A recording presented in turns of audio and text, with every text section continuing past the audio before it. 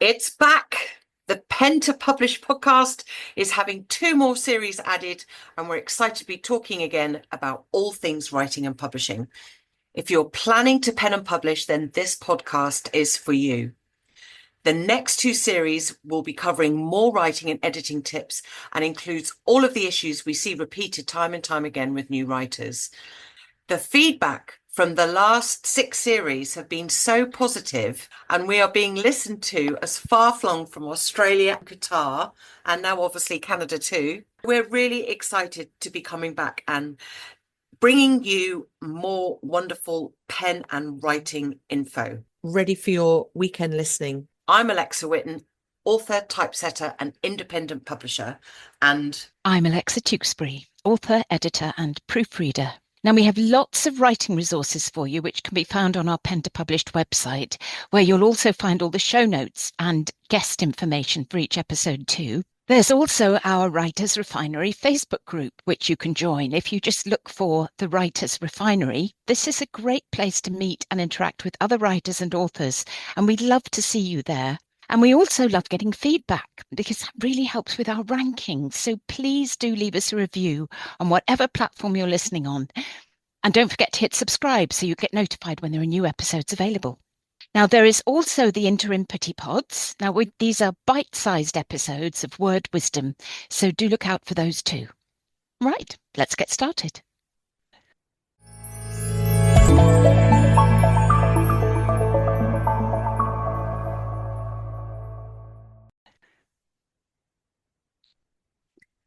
hey, and welcome to episode 6 of the Pen to Publish podcast, series 7. And today we are talking all about character arcs. Now, I'm not really going to be involved much in this episode because business books don't tend to really deal with character arcs so much. But Alexa Tewkesbury is going to be explaining how to make your characters stand out and be memorable. And I'm going to be talking a little bit about you might not necessarily have character arcs in business books, but you do generally have an overarching theme. So I'm going to be talking a little bit about what you need to do with your business book in terms of continuity. No, what's the word I'm looking for? Continuity. Continuity. Continuity. Yes. So, Alexa, tell us, what are we going to be talking about today? Today, we're going to be talking about a character's journey, or characters, plural, journeys. So think of your character arc as the journey of development you're going to take your main character or characters through from the beginning to the end of the book. Now, we all change and develop, for good or for bad, as we go through our lives because of the way we're brought up, because of the things that happen around us and to us. So we're not the same our whole life long. And that's what readers want to see in the protagonists they're reading about. They want to see them grow. They want to see them change. They want to see them overcome something in order to achieve a goal. Now, readers want to live through those ups and downs with the characters. And if the character succeeds, or if they fail in some way, that's all part of their journey, just as it is part of our journey. And it's that journey, that arc, that makes us as readers respond to the person on the page. You can identify with them, you can engage with them. So basically, if your character arcs are good, the reader is going to care about your characters. And it's really important that they do care about them. Otherwise, there's a whole load of that book that they're just not going to bother about. So there are 3 types of character arc: positive, negative, and flat, which is sort of self-explanatory, but I'll explain it anyway. So with a positive character arc, the character overcomes all the obstacles you, as the writer, throws at them and emerges pretty triumphant. Well, we talked about Rebecca by Daphne du Maurier before, and I was thinking about that. And the main character, so in Rebecca, so the I who is narrating the story, she begins as she's very young, she's quite naive and awkward and shy and dominated by the lady who employs her as her companion. Then she meets Maximilian de Winter, this very wealthy man, and eventually marries him, much to her own surprise. But when she then moves to his home, she's scrutinized. She constantly feels worthless and unlovable compared to Max's first wife, Rebecca. And those feelings are exacerbated by the housekeeper's obvious infatuation with Rebecca. And her mission really is to make this second Mrs. De Winter feel as though she's nothing, that she'll never live up to the first Mrs. De Winter. But by the end of the novel, through the situations that the narrator, the I, comes up against, through the challenges that she faces and the truths that are covered, we've seen her change from this timid and unconfident and unable to stand up for herself little person to being capable and stoic and needed and loved by Maximilian de Winter in a way that she never could have imagined at the start. And that is a positive character arc. Now, a negative character arc works the other way around. Here, as the writer, you're pitching the character on a downward trajectory and it's not going to end well for them. So you have to be cruel to your character, basically. If you're familiar with Shakespeare's Othello, which I know is a play, not a novel, but it brilliantly encapsulates a negative character arc. Othello is a general in the Venetian army. He's well liked and respected. He's an overall good guy, really. He's looked up to. But then he promotes one of his men, Cassio, leaving another of his men, Iago, feeling overlooked. And Iago doesn't take kindly to this. And he drops it into Othello's mind that his new wife, Desdemona, is having an affair with Cassio. That's not true, but Othello, from being this highly looked up to, in control figure, very happy with his wife Desdemona and with his life, starts to become eaten up with jealousy to the point where he ends up murdering Cassio, he ends up murdering his wife, and he kills himself too. So it's not the most cheerful outcome. But as I say, if you want to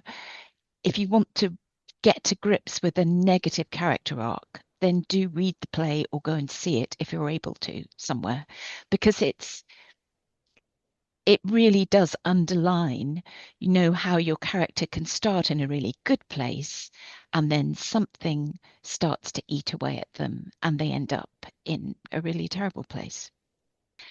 Now, with a flat character arc, this is where you see little or no change in the character. Going back to my fave, Agatha Christie, Alexa Whitten's probably thinking, yeah, it wouldn't be an episode of the Pen to Publish podcast if we didn't mention Agatha Christie. But going back, yes, to Agatha Christie, her detective Poirot in the books, he follows pretty much a flat character arc. Because I've often thought about him when I've heard editors and writers talking about character arcs and what they need to do, and I thought, do these detectives like Poirot, do they do that? His doesn't really. His is pretty much flat.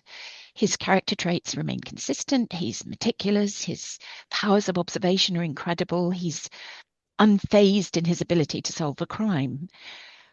There might be things that happen sometimes that challenge him, but basically he's generally level-headed and he's calm and polite. There isn't any real change to his character as the novels progress. But I think this works because it's a murder mystery and it's the focus of the plot of the murder mystery that is there to enthrall readers. Yeah, so it's almost like you're not wanting to take away from the story of the mystery by developing Yeah. Poirot, or maybe it was just something of that time that you just didn't. Is Sherlock perhaps is probably the same. Yes. I haven't read Sherlock for a very long time. My husband loves them, loves the original books. And I don't think he really goes on that much of a story arc. And I don't know whether or not is it because there's a slight biographical nature and they're not willing to sort of go on a journey of learning? I don't know. It's interesting, isn't it? Yes. I mean, Poirot, like Sherlock Holmes, I suppose.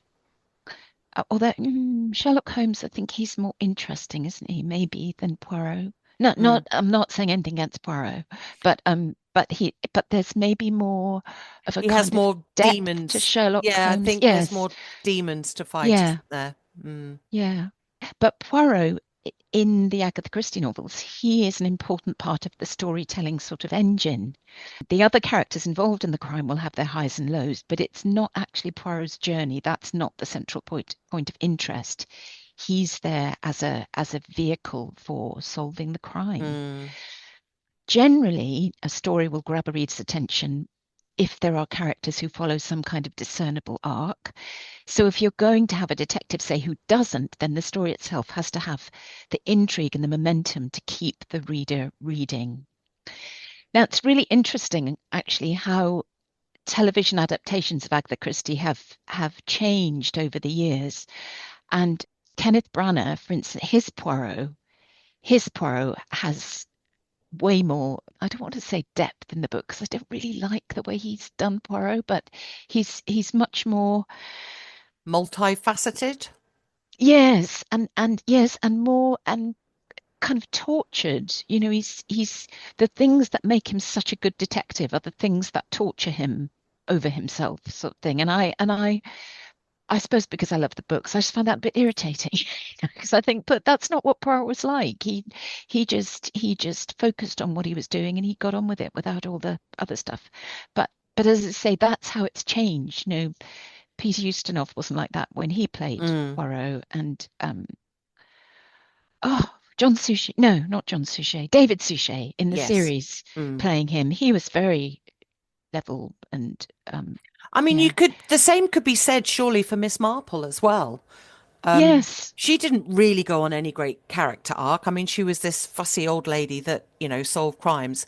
And I'm talking about the original, yes. certainly the televised series, the original. I can't remember the actress's name, but she was Joan brilliant. Hickson, Oh, yes, she was yes, amazing. wasn't she? But I'm wondering Yes, if it was a Christie sort of, it was probably very deliberate to have yes, this very consistent main character that didn't go on this, as you said, developmental journey, because that wasn't the point of the book. The point of the book was the crime and the mystery, I would assume. yes, I mean, unless yes, you to sit down with Agatha Christie and ask her, we will never know. But I'm assuming that's why that was done. yes. It's interesting that you talk about was it of the time, because when you look at police dramas on television these days, the main policeman, he's always got something he's dealing Mm, with, hasn't he? Like mm, we just watched Protection. I don't know if you've seen that over in Canada, but well, I thought it started off really well, and then it just kind of faded out a bit, I thought. But the main police officer, she's caring for her dad who has Alzheimer's. mm, So there's also that there'll be something going on in their background that they're struggling with, whereas detectives like Sherlock and Poirot, they are just simply there to solve the crime, mm. which is interesting. It is nice to see something else going on. So I think you do have to be careful if you want to use a flat character arc, even if it's with secondary characters. You need to have something in a character that is interesting enough for the reader to care. Or evokes a reaction, whether it be negative or not, Yes, right? yes.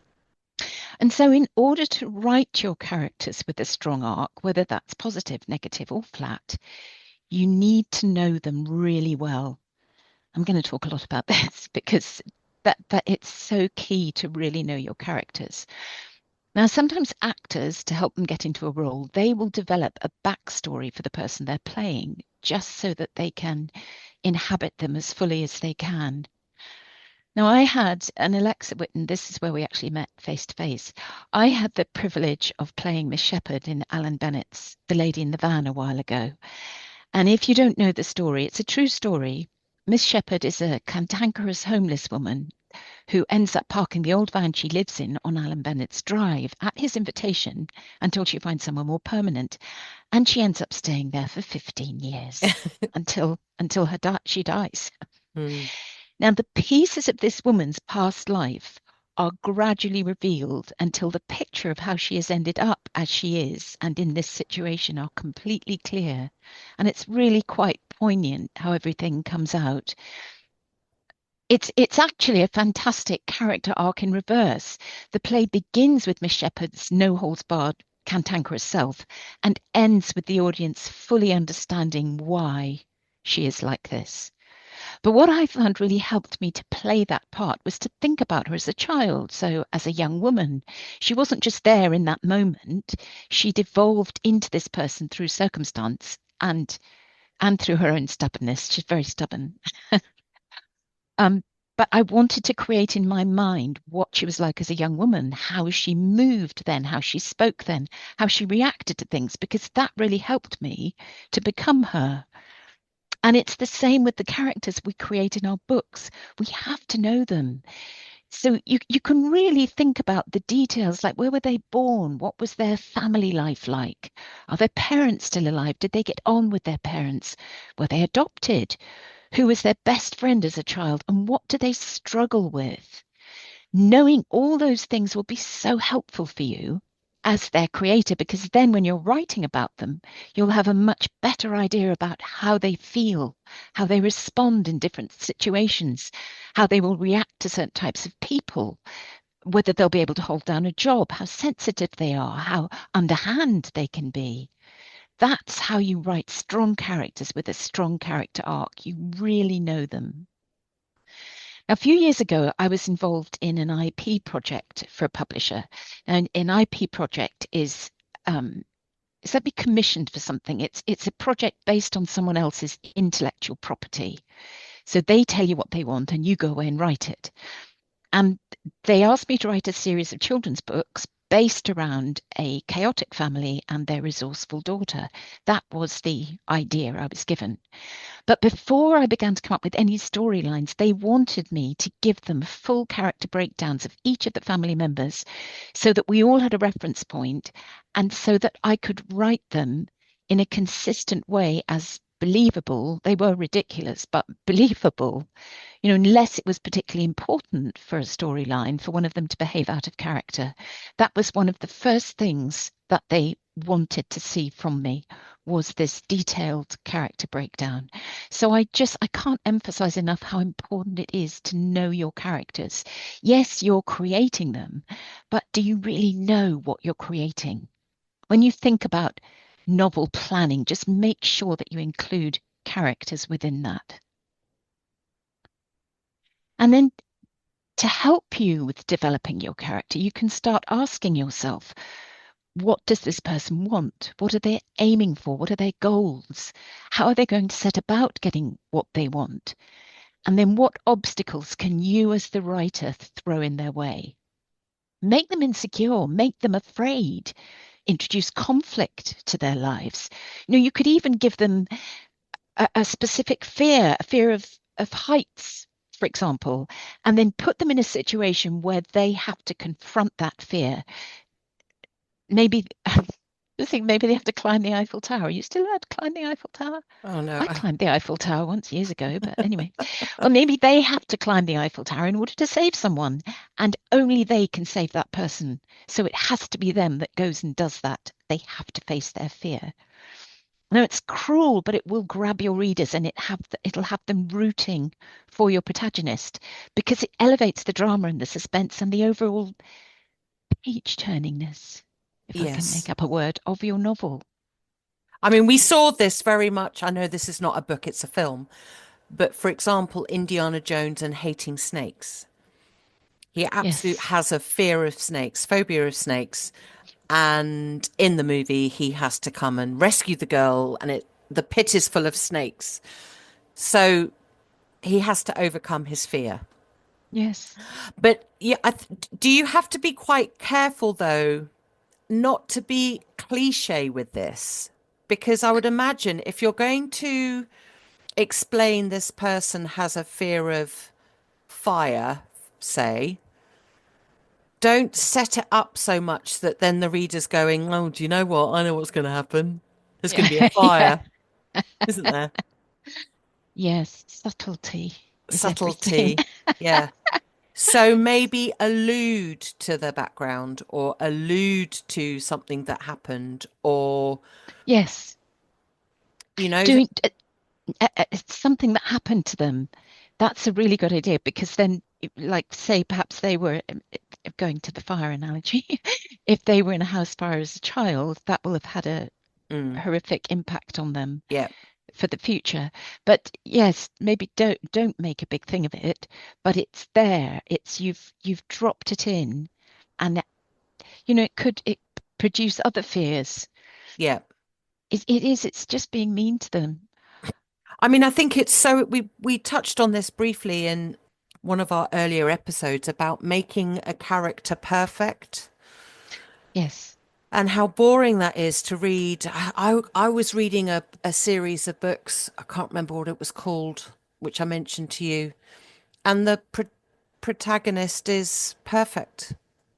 They're Mm. fit, they're beautiful. Everyone loves them. Yeah, um, they don't drink, they don't smoke, they're really good at their job. And it's just Yeah. like, and Yeah. You're trying to I show can't me I up. I can't identify with you. Now No. I'm not saying every main character has to have a massive flaw. I'm not saying that either, but don't make your character flawless because who can relate to flawless? I Yes. don't want to read a story about someone who is flawless and beautiful and rich and successful and they're entering into this story to, I don't know, help someone do A to B, but it it's just it's to me that's boring. It's a flat character but not intentionally flat. Yes. Flat by mistake rather than flat by design. Yes. Particularly if the story is about them, if the Mm, story is about them, there has to be some kind of growth and development. mm, But the flawed thing, we're all flawed. We identify with flawed people. And in a book, that makes their ultimate win, if it's a positive character arc, even bigger because mm, they got there despite their weaknesses and their mm. flaws. And Yeah. that can be really inspiring. That can give you a kind of lift when you get to the end and make you feel that things are more possible than perhaps you have thought of them before. Mm, So yes, definitely we relate to characters. Characters are just interesting, much more interesting, as you say, when they're not perfect and when you see them develop. mm, And your character also needs to be likable. They may have their flaw, like say they may get road rage, not horrendous road rage, but they might shout at other drivers on the road who annoy them. But on the other hand, they are incredibly kind to their sick father, say. mm, So, despite the shouting and the unreasonableness on the one hand, on the other hand, you can't help liking him for that kindness. So, this is another reason to spend some time planning your characters, especially if you're a new writer, to make sure that you're balancing the annoying, selfish part or whatever it is with the sensitive, loving part. I think even villains almost I think they need something that is a redeeming feature somewhere, something that you can maybe I don't know, they're good at telling jokes or something. But it just so you don't yeah, just yeah. And then the arc resolution. We've talked a lot about the resolution to your book in that final act. With the character arc resolution, that needs to be just as satisfying as its development and show it. Don't have other people commenting on it, oh, they're always in such a good mood these days. No, mm, don't have it mm, just being an observation by someone else to show how that character has changed in the way they are by the end of the book. mm. So to sum up, that's character arcs can be positive, negative, or flat, but be careful with flat. Make sure it is purposeful, as Yes. Alexa Whitten said. Yeah. Know your characters inside out and back to front. So important. throw obstacles in the way of them achieving their goals once you've established their goals and what they want. Give them struggles, face them with conflict, show their weaknesses, and balance unlikable traits with lovable ones. And if you can do all that, well done.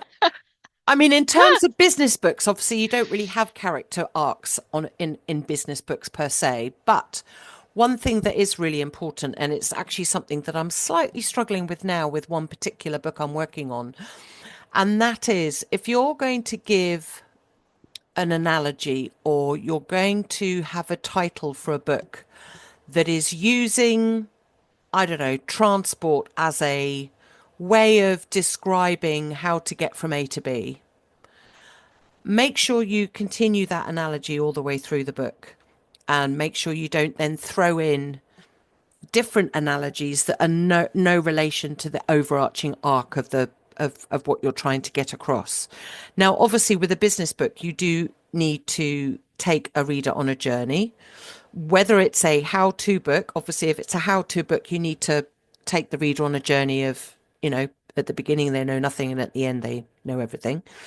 Or if it's more of a lead generation type book, you are going to at least explain how they can then get the help they require in terms of, right, this is the problem, this is why it's a problem, this is why it's causing problems in your business, and this is how you can go fix it. Not necessarily how as in this is what you need to do, but how in general can you go get it fixed. Mm. Usually lead gen books then obviously tell the person to go to the person who wrote the book. What I do find confusing and I don't like in business books is where several different analogies are given as an overarching theme. So let's say, for instance, a business book is using clocks as an analogy. And within that business book, they then give examples of how to grow something. Doesn't work because what's that got to do with clocks? Mm. Or they give several. So they'll talk about how to win a race, like, in a car, how to grow stuff, but yet the overarching theme is clocks. I don't I like it is to me makes no sense. It's like mixing Yes. them, isn't it? Like there are plenty more horses in the sea. Yeah. What? Yeah. Yeah.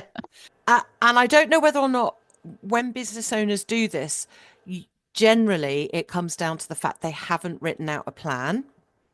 And we all know how much we love a plan, but they're not clear on their analogy at the beginning. So they just throw in, as they're writing, sort of stories of how to make their point clearer by using an analogy, but they're not thinking of the general overarching one. So they're just throwing, anything into the mix. Oh, do you know what? This analogy will work. This is what I'm trying to get across. And that doesn't work. So you got to make sure with a business book, as like with fiction, there's a beginning, middle, and end.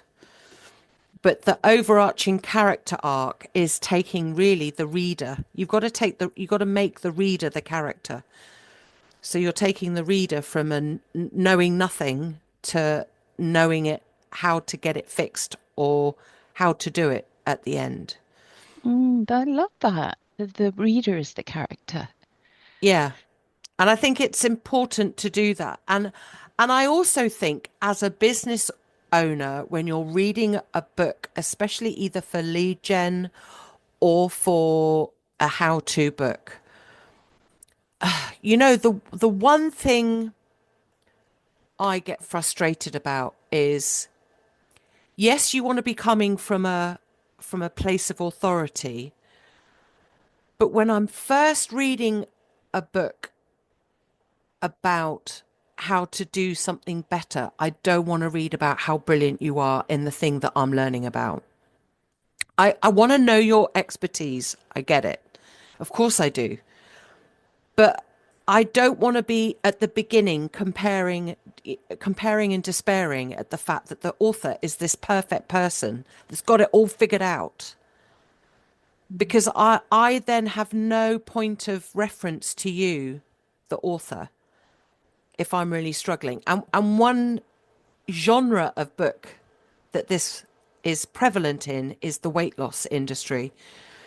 I don't want to pick up a book about weight loss from an author who is has had no weight issues their entire life, right? They don't know the struggles and they're this perfect weight. Like I Mm. like nah, not interested. So you've got to be careful with nonfiction about how you present and how you're talking to the reader. Don't be perfect. Nobody likes perfect. Yes, people want to Mm. aspire to perfection. I get that. But take us on a journey of your struggles. Take us on a journey of how you got it wrong at the beginning. Take us on a journey of how you messed up. Let me see me in you. Mm. It's And I, so interesting, isn't it, with the whole kind of fundamental thing about storytelling, whether it's in a non-fiction book, we've also talked about films and TV series and plays as well as novels. It all the arc is needed in all of it, mm. and it's there in all of it. If it when you're aware of it, you suddenly start to recognize that it's there in all forms of storytelling. And I think the key word is relatable. I think that's what it is, isn't it? We want to relate to the main character. I think this is probably one of the main reasons I cannot stand, and I mean, I don't know, we might lose followers here. I cannot stand Tony Robbins. Oh, I cannot stand him. Now, I know he was apparently very overweight back in the day and very poor, apparently. But I just, he shouts all the time and he's like, I'm this perfect person. And he's on the stage and is just the whole, I don't know, readers, write in and tell me how wrong I am, but I cannot stand him. And I think it's because I can't relate. Yeah. So if there's one word that you take from this episode all the way through, that is relatable. Be relatable. Make your characters relatable. Make your business book relatable. Talk to us. And I think when you genuinely care about your writing craft, you will do all the prep work. I think that's the one thing that I can't stand about DIY that frustrates me. And that's all the prep work you have to do. Oh, me too. It's like, you want to decorate. All you want to do is just get out the paintbrush and paint. And that's just not how it works. You got to do the prep No, work. You got to no, do and the sanding. You got to do the taping. You got to do the color matching. You got to do the sheets, ground sheets. You got to do all the other stuff first. you got to move all the gubbins out the way. I did. Mm. And all of And that takes so much longer than the actual decorating. and you'll probably find that a lot of this preparatory work that we're suggesting you do for your writing is the same. You got to do the preparatory work for your books, unless you are a prolific, established, I don't know how much preparatory work do you think Agatha Christie did for her novels? Towards the end, probably not Gosh. much, but then she's Um, prolific. I mean, how many novels has mm, she written? Hundreds. yeah, must be. Yeah, and she knew her characters because she did write one-off novels, but she knew Poirot and she knew Miss Marple because she spent so much time with them. Mm, yeah. So, and it's all about, making your characters memorable and relatable. And I think memorable too, I think when you can do that, you will very much please your readers because you give them something then to think about in, 2 months' time when they close your book. I Yeah. think the other book that does this brilliantly is Memoirs of a Geisha. beautifully brilliant book. And I mean, talk about understanding character. And it was written by a man. And it's about a woman geisha.